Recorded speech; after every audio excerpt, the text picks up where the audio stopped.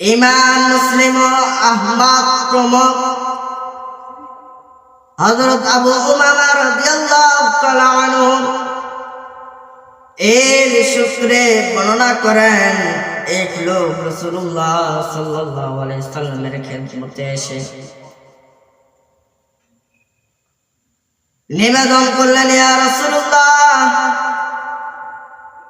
আমার উপর আল্লাহর নির্ধারিত হক শাস্তি প্রয়োগ করুন। লোকটি একবার কি দুইবার এই কথা বলে। তিনি লোকটির কথা কোনো জবাব দেননি। ইতিমধ্যে নামাজের সময় হয়ে যায়। রাসূলুল্লাহ সাল্লাল্লাহু আলাইহি সাল্লাম তিনি নামাজ আদায় করেন। তারপর জিজ্ঞেস করলেন, কোথায় সেই লোক? জবাব দিলেন, এই যে আমি ইয়া রাসূলুল্লাহ।